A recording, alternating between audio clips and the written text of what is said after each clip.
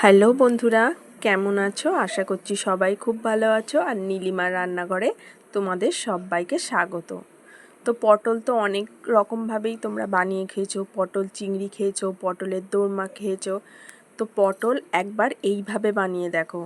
এটা কিন্তু সম্পূর্ণ নিরামিষ রেসিপি, আর গরম ভাতে কিন্তু খেতে দারুণ লাগে। তো চলো রেসিপিটা স্টার্ট করি। এখানে আমি দেখো পটলের খোসাগুলোকে ভালো করে ছাড়িয়ে নিয়েছি। এরপর একটা ছুরির সাহায্যে পটলের গাগুলো আমি একটু একটু করে চিড়ে চিড়ে নিচ্ছি, যাতে সমস্ত তেল মশলা পটলের ভিতরে ঢুকে যায় আর খেতেও দারুণ লাগে।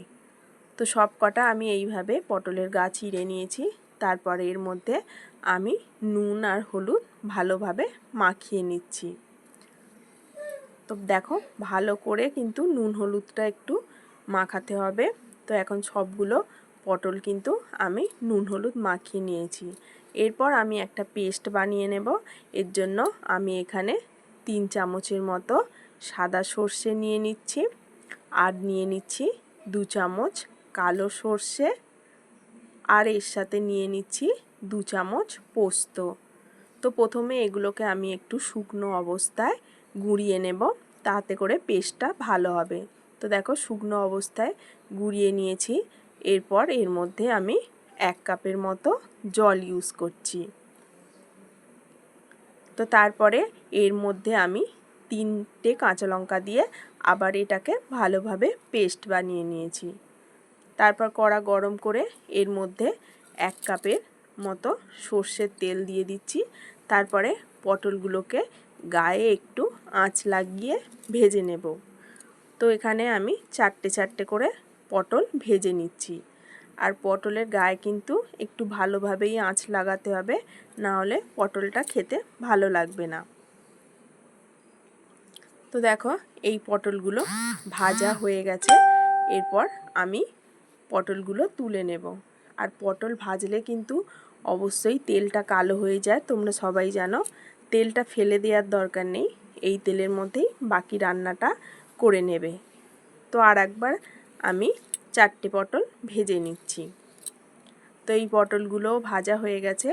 এবার ওই তেলের মধ্যে আমি একটা শুকনো লঙ্কা চিড়ে দিয়ে দিলাম, আর দিয়ে দিচ্ছি কিছুটা কালো জিরে। এরপর এটাকে আমি একটু সামান্য নাড়াচাড়া করে নিয়ে যে পেস্টটা বানিয়ে রেখেছিলাম সেই পেস্টটা এর মধ্যে দিয়ে দিচ্ছি। তো সব কিছুকে আমি ভালো করে একটু তেলের সাথে মিশিয়ে নিচ্ছি।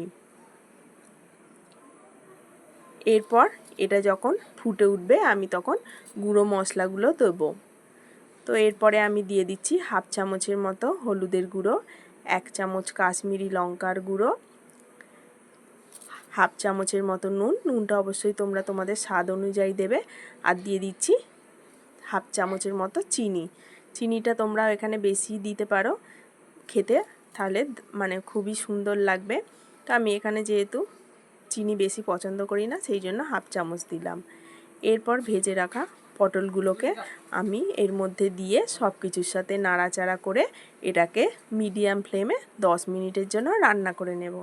তো 10 মিনিট হয়ে গেছে, আর এটাও ভালো উঠেছে। পটলটার ভিতরেও সমস্ত মশলা ঢুকে গেছে।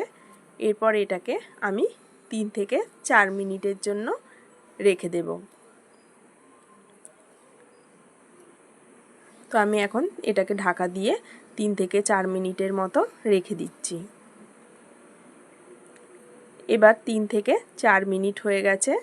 দেখো সর্ষে পোস্ত পটলটাও কিন্তু রেডি হয়ে গেছে। এরপর তোমাদের সামনে একটা সার্ভিং প্লেটের মধ্যে আমি এটাকে পরিবেশন করে দেখাচ্ছি। তো রেসিপিটা কেমন হয়েছে তোমরা অবশ্যই কমেন্ট করে জানিও। আর এই রেসিপিটা কিন্তু একবার ট্রাই করো। এটা সম্পূর্ণ একটা নিরামিষ রেসিপি। ভালো লাগলে একটা লাইক করো। আবার কোনো নতুন রেসিপি নিয়ে তোমাদের সামনে আবার হাজির হয়ে যাব। তো আজ এই পর্যন্তই। সবাইকে টাটা।